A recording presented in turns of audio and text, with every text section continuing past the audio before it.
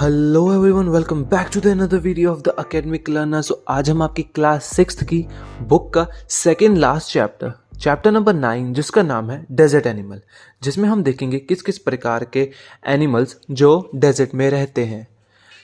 अगर आप इस चैनल पे नए हैं तो इस चैनल को सब्सक्राइब करके जाना और इस वीडियो को लाइक भी कर देना और अपने दोस्तों को शेयर भी कर देना, क्योंकि पेपर फाइनल चल रहे हैं। So without wasting a time, let's start this video.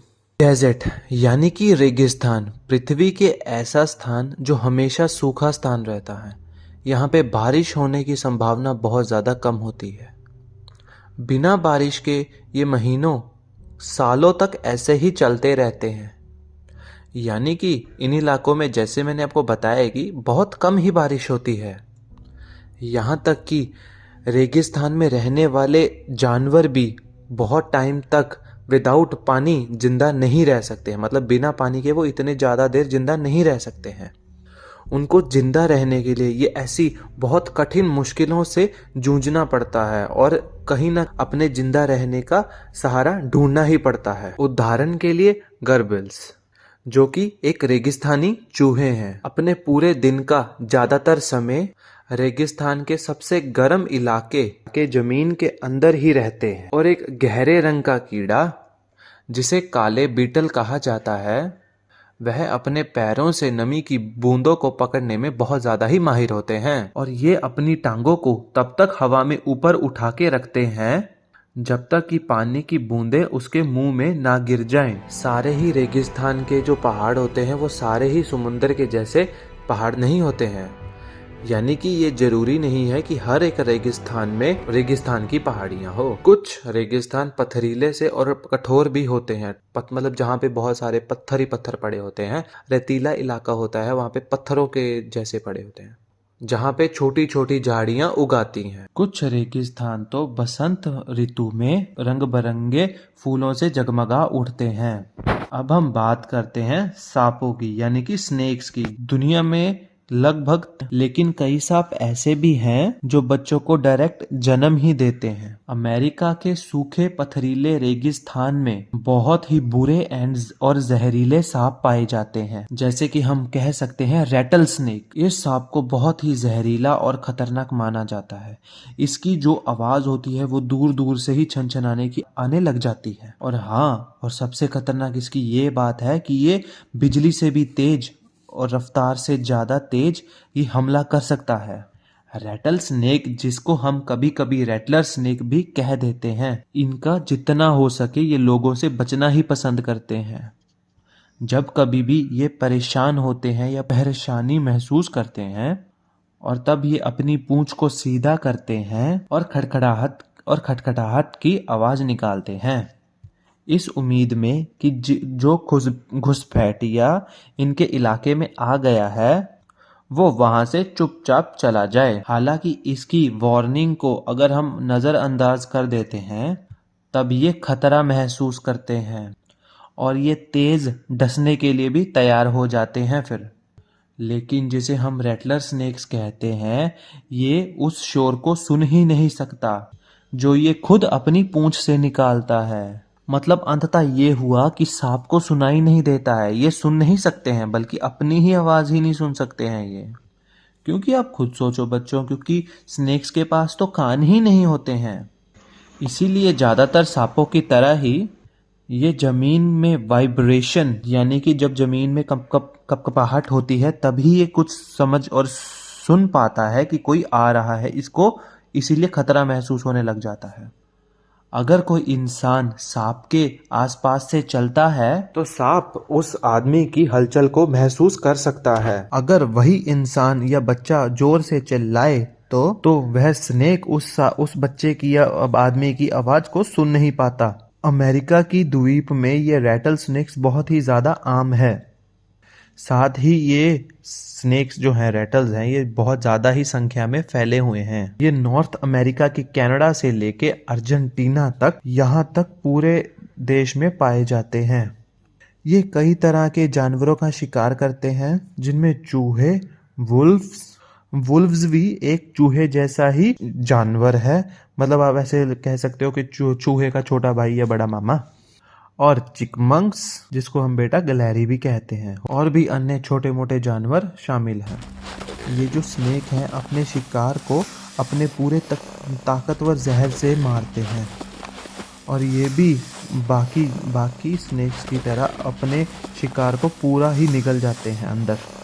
कुछ सांपों को एक हफ्ते में कई बार खाना पड़ता है, और कुछ जैसे कि बड़े अजगर जो कि एक बार खाना खा लेते हैं तो वह 1 साल और 1 साल से ज़्यादा जिंदा रह सकते हैं बिना कुछ खाए। तो नेक्स्ट एनिमल है मोंगूज यानी कि नेवले, जो कि झुंड में शिकार करना पसंद करते हैं, लेकिन वह हमेशा खतरनाक शिकारों से भी चौकन्ना रहते हैं। ये अपनी नाक में जो होल है उसको छेद में डालते हैं।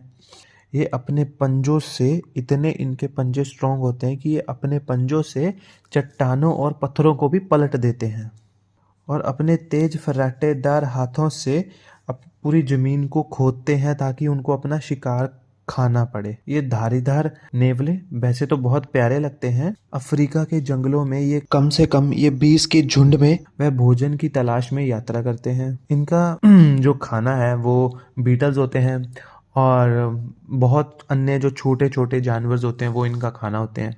उनको ये ढूंढते होते हैं। वह एक साथ ही शिकार करना पसंद करते हैं, लेकिन अगर उन्हें ऐसी जगहों पर जाने की जरूरत है जहां कुछ भी नहीं दिखाई देता, झाड़ियों और चट्टानों के पीछे, वह फिर संपर्क में रहने के लिए ट्विटरिंग की आवाजें निकाला करते हैं, एक दूसरे को बुलाने के लिए और कहने के लिए, ओ बड़े इधर हूं मैं, ओ भाई साहब मैं इधर हूं, ऐसे ऐसे। ये बहुत चालाक और बहुत चौकन्ना रहते हैं उन जानवरों से जो इनके लिए खतरनाक है, जैसे कि बाज, चील और जहरीले सांप।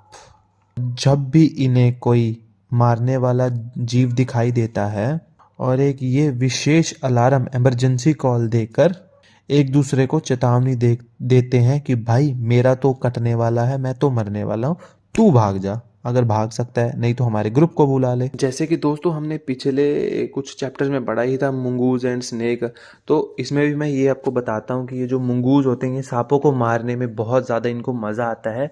सांप और इन दोनों की लड़ाइयाँ चलती रहती हैं हमेशा। उस वीडियो में हमने देखा था। अगर आपने वो वीडियो नहीं देखी है तो आई बटन में लिंक है, आप जाके देख सकते हैं।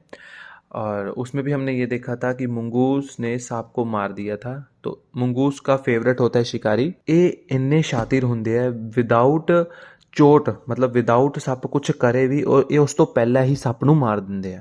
देख रहे हो तुसी किन्ने शातिर होंगे ये, सप कितना जहरीला होंदा है बट फिर भी ਉਹਨੂੰ चलाकी नाल मारदे आ। जितने ये तेज तर्राट होते हैं, फर्राट होते हैं, उन्ने ही तेज ये ਉਹਨੂੰ मारदे। ਉਹ ਜਿਹੜਾ ਸੱਪ ਹੁੰਦਾ ਉਹ ਤਾਂ ਇੰਨਾ ਤੇਜ਼ ਨਹੀਂ ਹੁੰਦਾ ਹੁਣ ਆਪਣਾ ਭਰਾਵੋ।